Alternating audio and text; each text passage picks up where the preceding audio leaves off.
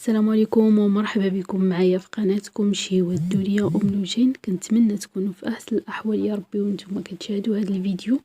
اليوم مع فيديو جديد ووصفه جديده اللي هي حلوه 10 دقائق دوات اتاي اللي ساهل دغيا كيوجد بمكونات اللي بسيطه، مقادير متواجده في كل بيت، وكذلك مذاق رائع وكميه وفيره.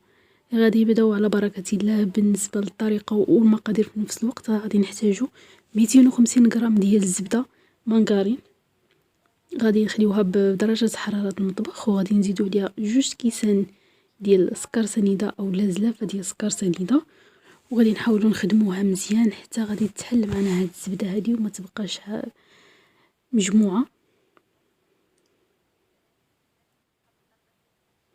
على هاد الشكل هذا. من بعد غادي نزيدو 2 الكيسان ديال الزيت النباتيه او زلافه ديال الزيت، ومن بعد غادي نخدموها مزيان حتى غادي نحيدو هذوك الكويرات وما تبقى ليناش الزبده هكا كتجينا على شكل بوماط. كيف ما كتشوفوا معايا على هذا الشكل هذا. من بعد غادي نزيدو عليها 2 ديال البيضات اللي غادي يكونوا حجم متوسط، غادي نخدموهم مزيان. من بعد غادي نجيبو كاس ديال الكوك وغادي نحمروه مزيان، ومن بعد غادي نزيدوه. الا درتو الكوك محمر تعطي واحد المذاق بنين، على العكس انكم ديروا الكوك هكاك عادي.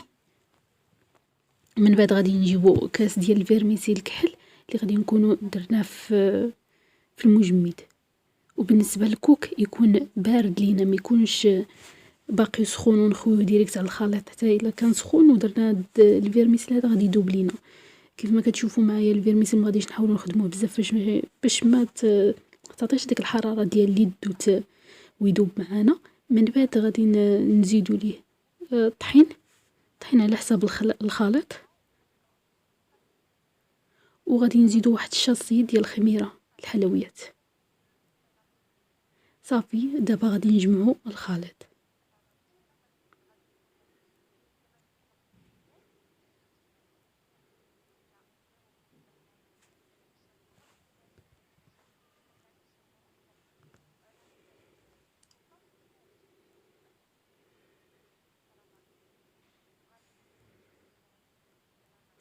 حتى غادي نحصلوا على هذا القوام هذا اللي تيكون رطب وما قاصحش.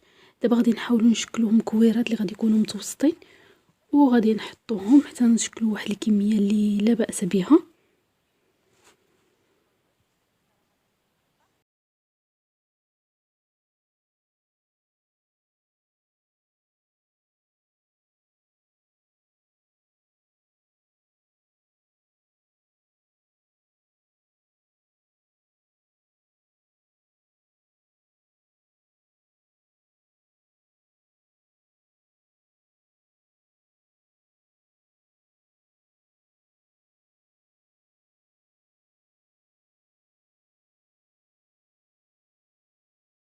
من بعد غادي ناخذوا الكوك. انا كنشاط ليا هنا الكوك محمر ودرتو مع سكر سنيده، وغادي ندير الحلوه ندير وجهها في هذا الكوك هذا والسكر ونستفهم في اللاطه.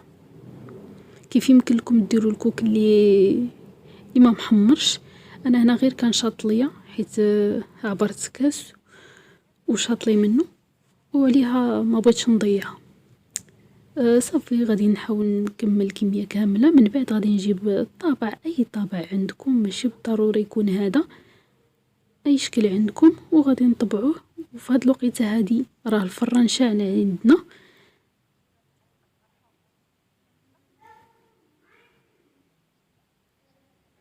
صافي كندخلوها الفران نحطوها الفوق حتى غادي تحمر لينا من التحت، ومن بعد نهبطوها باش تاخذ لينا اللون من الفوق.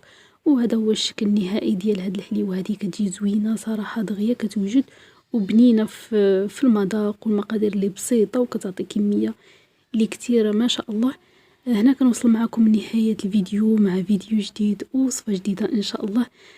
كنتمنى اللي شاف القناه ديالي لاول مره يضغط على زر الاشتراك باش يوصلكم دائما جديد الوصفات وكذلك لايك الفيديو وتعليق يكون محفز. شكرا لكم وشكرا على دعمكم. أنا غادي نوصل معكم لنهاية الفيديو مع فيديو جديد ووصفة جديدة. استودعكم الله الذي لا تضيع ودائعه. دمتم في رعاية الرحمن وإلى اللقاء.